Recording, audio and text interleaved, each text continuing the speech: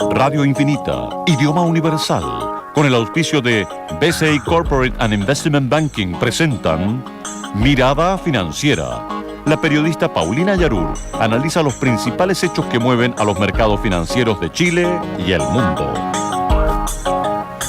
¿Cómo están? Bienvenidos. Comienza Mirada Financiera en este martes 26 de mayo de 2015. Hoy transmitiendo desde el edificio corporativo BCI, el piso número 15, y junto a Pamela Ausenker, subgerenta de renta variable y estrategia BCI. ¿Cómo estás, Pamela? Bienvenida. Muy bien, gracias. Hace tiempo que no nos visitabas aquí en la radio. Hacía mucho tiempo, sí. No ha cambiado mucho el mundo, eso sí, en este tiempo. Bueno, sí, la verdad que la tendencia ha sido más o menos la misma. Vemos, ¿no es cierto?, cómo China está en su tendencia a la baja, pero el primer ministro chino está en nuestro país firmando una serie de convenios. Tenemos, ¿no es cierto?, qué está pasando con el gigante latinoamericano, que es Brasil, que está batallando con bastante dificultad. Y bueno, a nivel europeo, estos brotes verdes, ¿no es cierto?, a veces se empañan o se ensucian con esta disyuntiva de qué va a pasar o no en la zona de Grecia. Pero antes vamos a ver cómo han estado las bolsas, Pamela. Vamos a dar una mirada del mundo y que fíjate que salvo Asia, todas las bolsas han sido rojas en el día de hoy, a la baja. El Nikkei de Japón avanzó un 0,12%, el Hang Seng de Hong Kong también arriba, un 0,92%, Shanghái 1,94 arriba. Y nos vamos a Europa, el FTSE 100 de Londres 1,18. Todas las plazas que les voy a comentar ahora son a la baja. CAC 40 de París 0,66, DAX alemán 1,61, IBEX 35 de España un 0,72%. En Estados Unidos 1,03 el Dow Jones, el S&P un 0,95, Nasdaq 1,03 y en Santiago el IPSA 0,59 y 0,55 el IGPA.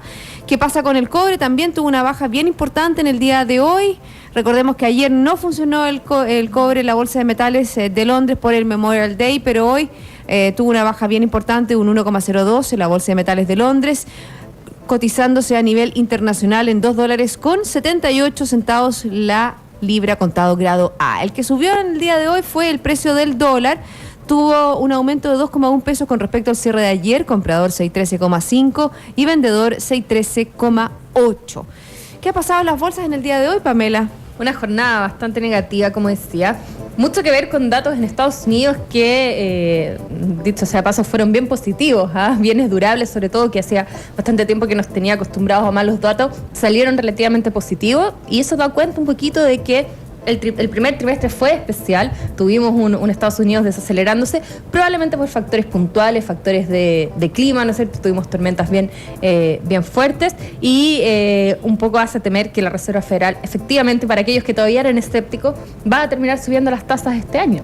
Y eso es un poquito, es el mundo al revés, que veíamos también en la época de la crisis, cuando salían cifras malas, las bolsas subían, hoy día estamos al revés, cifras buenas y las bolsas bajan precisamente porque está el temor de salida de estímulo. Pero también todavía lo dijo la semana pasada Janet Yellen, ¿no es cierto?, luego de estas minutas de la FED del mes de abril, que la subida de tasa o el aumento de tasas no se iban a producir en el primer semestre, ni en junio, ni en julio, sino es que después de septiembre. Es un poco lo que uno pudo leer entre líneas de las palabras de la presidenta de la Reserva Federal. Quedó descartado junio, pero que era un escenario que nadie tenía hoy día incorporado. Y yo diría que las apuestas eran hacia septiembre, diciembre, y había muchos que todavía estaban apostando que recién en el 2016.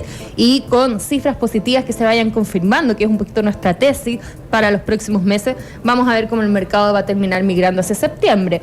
La verdad es que va a ser igual una alza bien gradual, y financieramente el efecto va a ser relativamente bajo, pero es la señal la que importa. Después de varios años, pensemos que este fenómeno bajaron las tasas 2008, por lo tanto hemos tenido muchos años con tasas prácticamente cero, y es la señal de empezar a retirar estímulo lo que al final el mercado está leyendo. Tú dijiste que las ventas de bienes durables habían aumentado de una manera importante. ¿Por qué es tan clave ese dato? Bueno, claramente nos dice también cuáles son las perspectivas para los próximos meses, un poquito un indicador líder, por decirlo de alguna manera, de cómo debiera venir el crecimiento hacia el segundo trimestre de este año. Y más que el dato en sí, lo que importa es que efectivamente estamos viendo un repunte de los datos hacia el segundo trimestre, después de un primer trimestre donde Estados Unidos creció de manera muy paupérrima. Entonces, yo diría que esa es la sensación que queda más que el dato en sí de bienes durables, es decir, mira, la verdad es que los datos que se van conociendo mes a mes del segundo trimestre nos están mostrando un punto de inflexión y una mejora relativamente importante.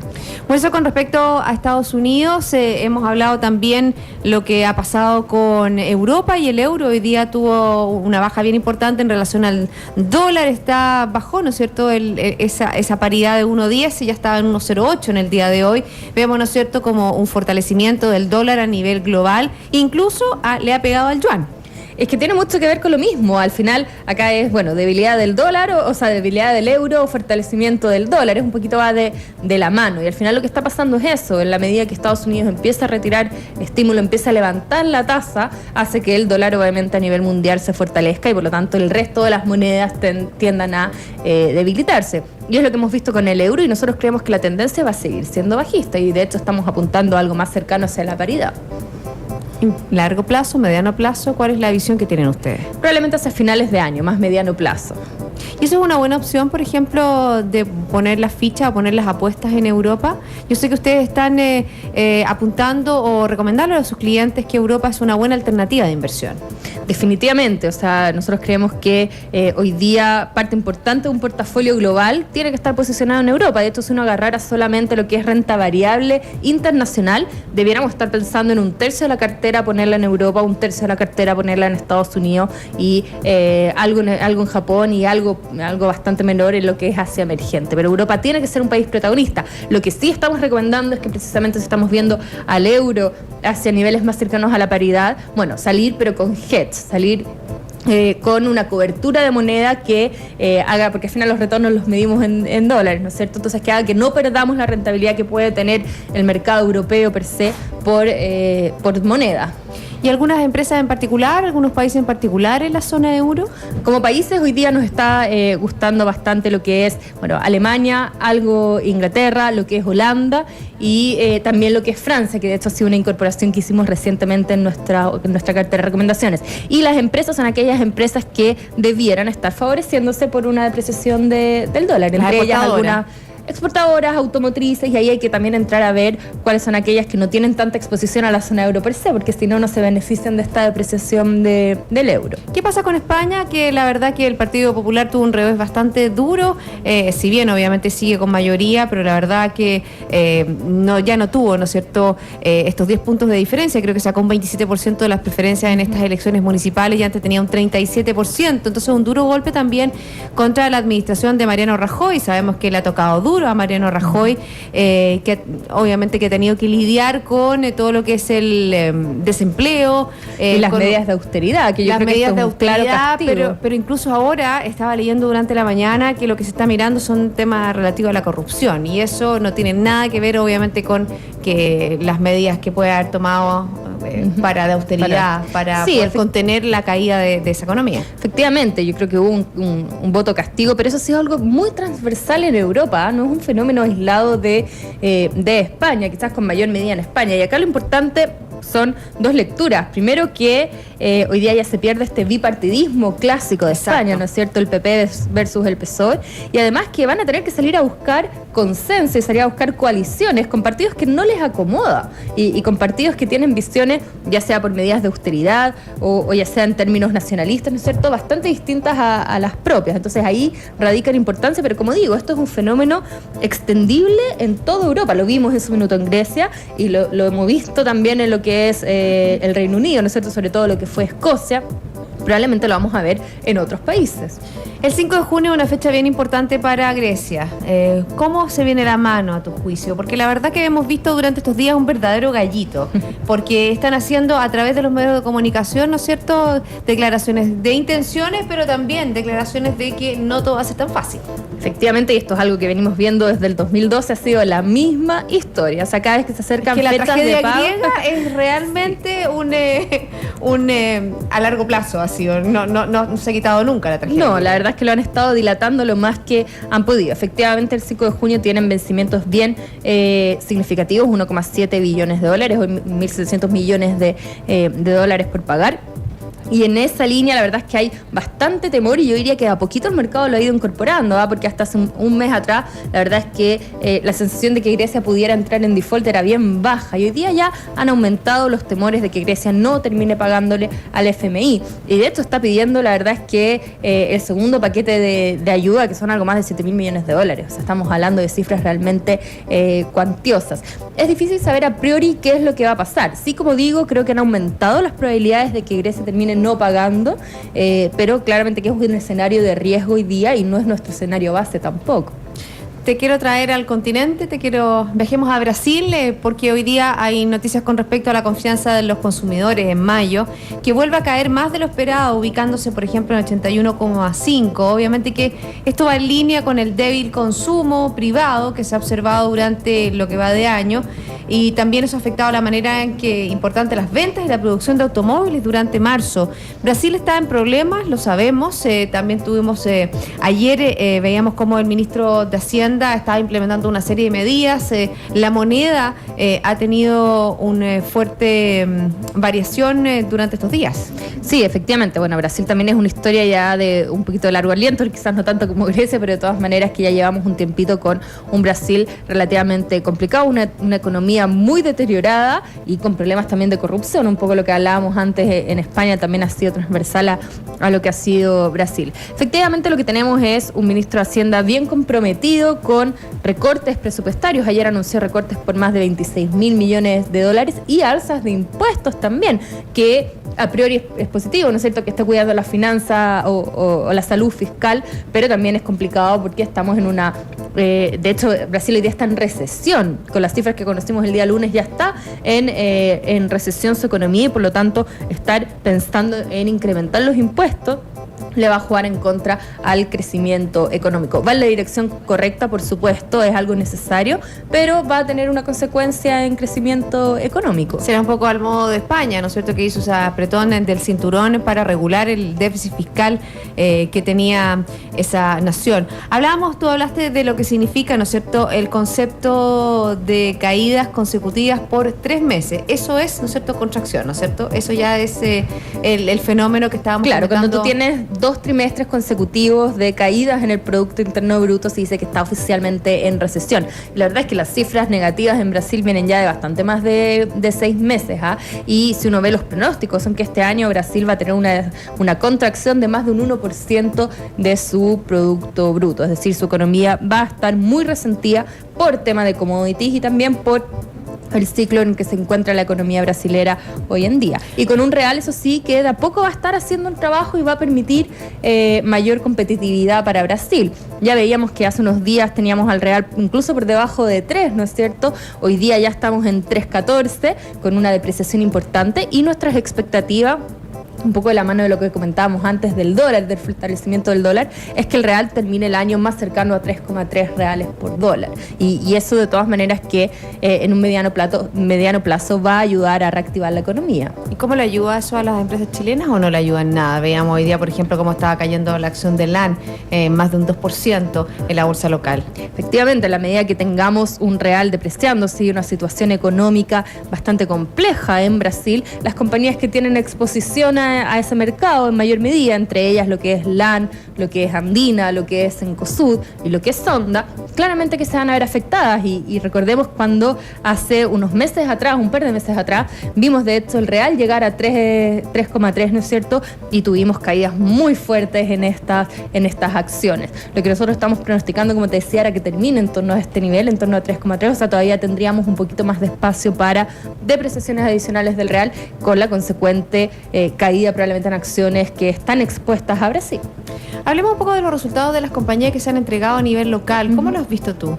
Mira, en general yo diría que a nivel de ingresos y a nivel de EBITDA, a nivel operacional, que nosotros llamamos EBITDA, los resultados han estado bastante en línea con lo que estábamos esperando. En utilidades, sin embargo, llevamos una caída cercana al 7%, que es algo más pronunciada de lo que nosotros estábamos estimando en un comienzo. O sea, y ahí no ha sido un primer trimestre bueno para las empresas nacionales. Definitivamente no ha sido un primer trimestre bueno para las empresas nacionales, impactadas por lo que ha sido tipo de cambio. No nos olvidemos que en el primer trimestre, por ejemplo, el real se depreció cerca de un 20%. Y eso le pega a todas las compañías que tienen exposición afuera. Entonces, en esa línea hemos tenido efectos por tipo de cambio y otros efectos puntuales en algunos sectores particular.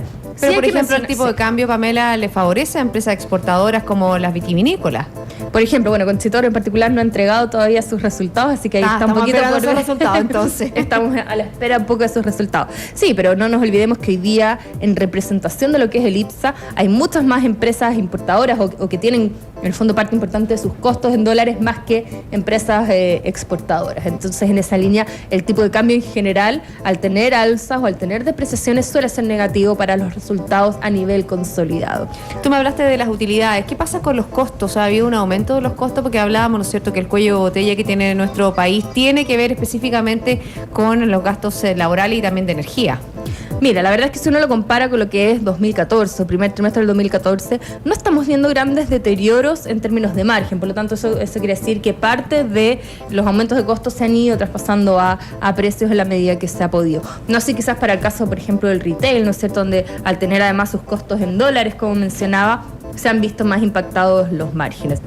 Pero en general, versus el 2014, no hemos tenido grandes saltos. Ahora, si obviamente uno lo ve en niveles con mayor perspectiva, lo que puede ser un 2010, incluso un 2011, claramente que sí hemos tenido un deterioro consistente en los márgenes de las compañías, muy afectado por lo que es mano de obra, muy afectado por lo que son los costos energéticos, que igual en el último tiempo han tendido a caer en el margen. Mira, tú tocaste las empresas del retail y hoy tenemos datos que entrega la Cámara Nacional de Comercio, Servicios y Turismo que tienen que ver con las ventas de la región metropolitana, las ventas minoristas, que tuvieron un descenso durante el mes de abril de 1% real. Si bien este descenso fue menor al 3%, ¿no es cierto?, de marzo, obviamente que muestra un débil dinamismo de un sector que hasta hace un par de meses, ya por lo menos Ya más de un par de meses. Más de un par de meses, ojalá fuera un par de meses, 6, 9 meses, era un sector que entregaba datos a 2 dígitos, que era muy potente, que daba mucho empleo y hemos visto cómo,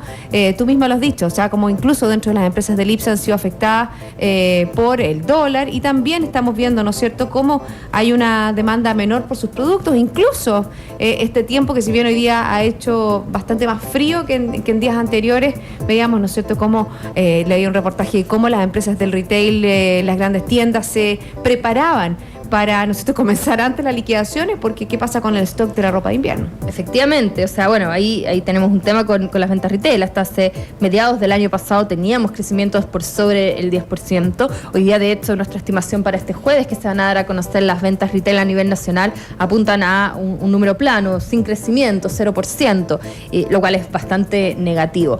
Tiene mucho que ver con ventas de automóviles también, que han estado bien a la baja en los últimos meses, con caídas de 20, 30% incluso, pero también, como tú dices, tiene que ver con un hecho de que el factor clima no nos ha ayudado, y eso es lo que vimos también en los resultados de las empresas relacionadas el primer trimestre. Al hacer frío, claramente que la gente no sale a comprar parcas, no sale a comprar calzado abrigado, que era lo que había en stock en las tiendas. Fíjate que aquí hay un análisis que hace la gerente de estudios de la Cámara Nacional de Comercio, ella es Bernardita Silva, dice: con estos resultados muestran, ¿no es cierto?, que el sector aún se encuentra resentido, con un consumo privado que aún no repunta y una caída en la inversión, que dan cuenta de una demanda interna que no logra recuperar su dinamismo. Nuevamente la palabra inversión es parte, ¿no es cierto?, de este círculo que no es virtuoso en este caso en las ventas de la región. No lo menciona, pero la confianza ahí también es fundamental, y hemos visto una confianza del consumidor bien a la baja. Sí lo menciona, aquí está. No lo leí. Ahí está, aquí está, no lo leí. La confianza, ¿no es cierto?, de los consumidores, que ha seguido cayendo, llegando en abril a 38,3 puntos, por debajo obviamente de los 39,7 de marzo, y obviamente que este resultado que no se veía desde el 2009. Pamela, vamos a hacer una pausa, ¿te parece? Perfecto. Y yo les quiero comentar que BCI Corporate and Investment Banking le ofrece soluciones en corretaje de bolsa, Miami Branch, securitizadora, banca privada, sales and trading, finanzas corporativas y asset management a través de un solo ejecutivo de relación. Hacemos una pequeña pausa y luego tenemos más Mirada Financiera. BCI Corporate and Investment Banking, un socio estratégico con un modelo de atención integral único y un banquero de relación que le entregará las mejores soluciones ante desafíos complejos, avalado por un banco con más de 75 años de experiencia en el mercado. BCI Corporate and Investment Banking. Sentémonos a conversar.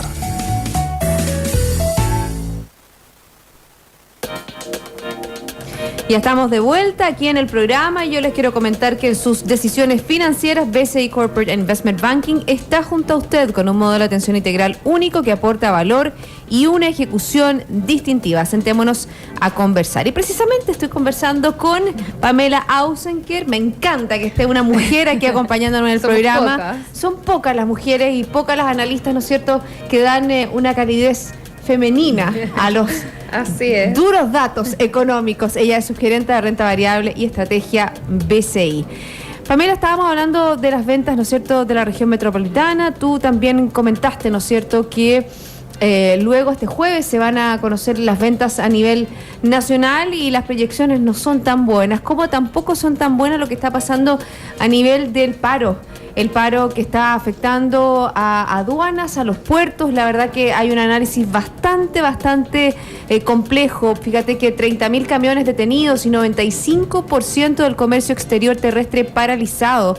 Es lo que se da hasta ahora, obviamente dentro de lo que es el contexto de esta paralización de los funcionarios de aduana, que es lo que piden una mayor dotación de su personal. Son alrededor de 1.700 personas. Ellos quieren duplicar esta cantidad de personas, es decir, llegar a más de 3.000 personas, porque no dan abasto, y el gobierno le está planteando alrededor de 250 personas extra. Es decir, no hay por dónde lograr acuerdo en estos 7 días de paralización. Una paralización que obviamente que genera muchos efectos, no solo para el pasajero que viene o va de nuestro país, sino que también esencialmente a los productos, esencialmente a la gran cantidad de productos que nosotros exportamos frescos, que tienen que llegar a sus destinos lo antes posible. Un complejo escenario que tiene a todas las empresas exportadoras, la verdad que bastante complicada. Efectivamente, bueno, y ahí también lo que hemos visto es un poco versiones desde los dos lados, ¿no es cierto?, donde ya se están empezando a evaluar las pérdidas diarias que pudiera estar provocando. De hecho, los salmoneros salieron a decir que es una pérdida. 6 millones de dólares en ventas de salmón fresco se pierden cada día a raíz del paro. Por ejemplo, 8 millones diarios vale el salmón congelado que no se embarca al extranjero. Estamos hablando también de 10 millones diarios pierden los dueños de camiones por cada día que dura la movilización. La verdad que son cifras bastante complejas. Efectivamente, y además yo diría que hoy día un poquito la preocupación y el temor está en qué va a ocurrir también el día que tengamos la reforma laboral un poquito aprobada, cómo podría cambiar este panorama, ¿no es cierto? Y cuáles son los espacios de diálogo. Como tú bien decías, las puntas hoy día son muy distantes y por lo tanto va a ser difícil llegar a algún tipo de consenso en el corto plazo. Bueno, tú tocaste un tema bastante sensible, bastante puntual, incluso que ha generado sensibilidad entre los propios gremios, porque fíjate que tengo una información que el presidente de la Sociedad de Fomento Fabril, Germán von Mühlenbrock, manifestó su preocupación, por ejemplo, bueno, no solo por el paro de aduanas, sino que también, por ejemplo, hizo un reclamo formal contra la Confederación de la Producción y el Comercio por reuniones paralelas con la ministra Rincón. Sabemos obviamente que a nivel gremial y a nivel, ¿no es cierto?, de los estamentos mayormente privados, se están haciendo una serie de análisis de lo que implica esta reforma laboral. Durante el fin de semana el ministro Valdés hizo una serie de apreciaciones con respecto a esta reforma y habló que, por ejemplo, no estaba de acuerdo con la negociación vía rama, sino que tenía que ser la negociación de cada empresa. Efectivamente, en algo se han ido moderando también los temores que había inicialmente, ¿no es cierto?, donde se pensaba que el resultado final de esta reforma iba a ser bastante peor. Pero aún así, lo que indican las cifras duras, que lo más duro que tenemos hoy día es la confianza empresarial, es que los empresarios en Chile siguen asustados respecto a cómo puede terminar esta reforma laboral y cuál va a ser el impacto económico que pudiera llegar a tener para sus compañías. Y eso lo vemos en una confianza empresarial que todavía no repunta y que en gran medida tiene relación con estas reformas que están dando vuelta. Complejo el escenario con respecto, ¿no es cierto?, a las reformas. Incluso citaba aquí al expresidente del Banco Central, José de Gregorio, hablando sobre posibles modificaciones que habría que tener o desarrollar en esta reforma tributaria, que no ha terminado aún su implementación, que recién se termina de implementar en el 2017-18. Si bien, ¿no es cierto?, el nuevo ministro de Hacienda, Rodrigo Valdés, ha dicho que no van a, dentro de las prioridades, ¿no es cierto?, a hablar sobre cambios a la reforma tributaria, es también una preocupación en personas que sí saben, ¿no es cierto?, y que saben de una manera muy acabada lo que es el manejo de la política económica. Es interesante también los temas del crecimiento. Estamos muy al debe con esta reforma laboral, porque no habla nada sobre la productividad, algo esencial para poder, ¿no es cierto?, ir a segundo paso de nuestra economía. Efectivamente, que es lo que no nos ha permitido crecer a buenas tasas en los últimos años. Y de hecho es lo que también nosotros nos lleva a estimar que el crecimiento potencial para Chile hoy día es 3,7%, muy por debajo de lo que era precrisis o en años anteriores, que estaba situado bastante más cerca del 5%. Y tiene mucho que ver con la productividad, y como tú bien dices, la verdad es que tampoco se están viendo medidas muy concretas en el corto plazo para apuntalarlo. Y en esa misma línea, ¿cuál crees tú que debería ser la postura en general de todo lo que es el sector del gobierno, el sector privado, con respecto a medidas pro crecimiento? Porque se ha dicho, por ejemplo, que si para obtener una mayor recaudación fiscal, lo más importante es crecer, que esos son un punto de crecimiento en el producto genera casi una reforma tributaria. Casi una reforma tributaria. Así es. Y bueno, a ver, nuestra visión por lo menos es que el elemento central que hoy día no está presente y que no nos permite crecer es la confianza, que lo hablábamos hace un ratito, tanto para los consumidores como muy en particular para los empresarios.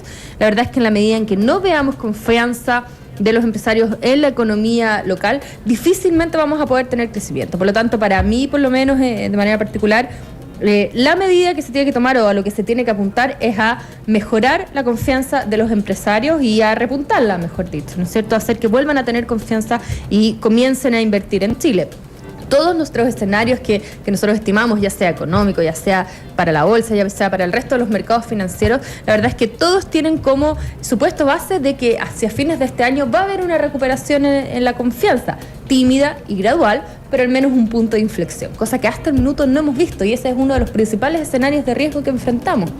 Bueno, y no podemos dejar en esta mirada financiera analizar un poco lo que ha sido o lo que es todavía la visita, ¿no es cierto?, del primer ministro chino Li Keqiang durante esta mañana. La verdad que se firmaron cosas bien interesantes. La primera, que el Banco Central de Chile, en conjunto con el Banco Central de la República Popular de China, firmaron un memorándum de entendimiento para propiciar las condiciones que faciliten el uso del renminbi, o estamos hablando del yuan en nuestro país. Yo creo que eso es bien interesante, ese acuerdo, porque es el primer acuerdo con una nación de Latinoamérica, y Chile se muestra como un lugar financiero a nivel global, de donde va a comenzar a funcionar China. China pensó en algún minuto en Brasil para hacer todo este acuerdo, pero la institucionalidad de nuestro país favoreció mucho. Aparte que llevamos 45 años de relaciones con ellos, fuimos uno de los primeros países que lo reconoció. Hace 10 años que tenemos un tratado de libre comercio.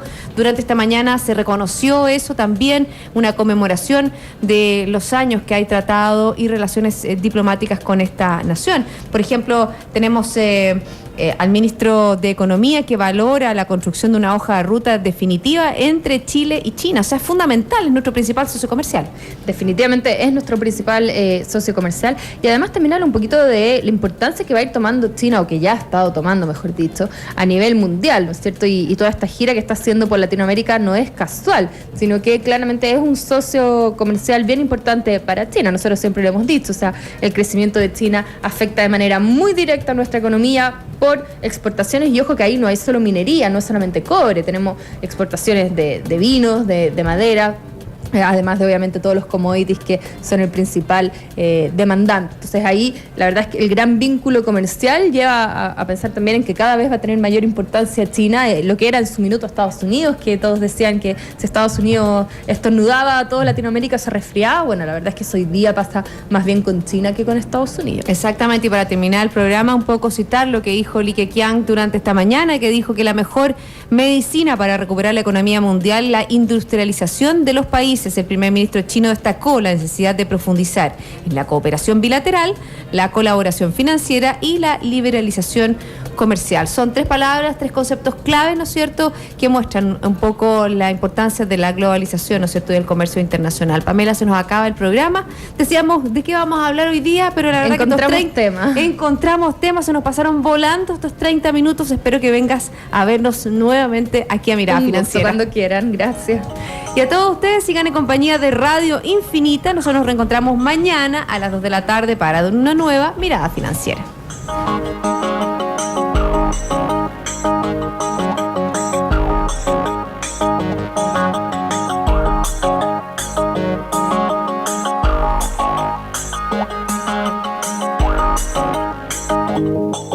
Radio Infinita, idioma universal. Con el auspicio de BCI Corporate and Investment Banking presentaron Mirada Financiera, el análisis de los principales hechos que mueven a los mercados financieros de Chile y el mundo.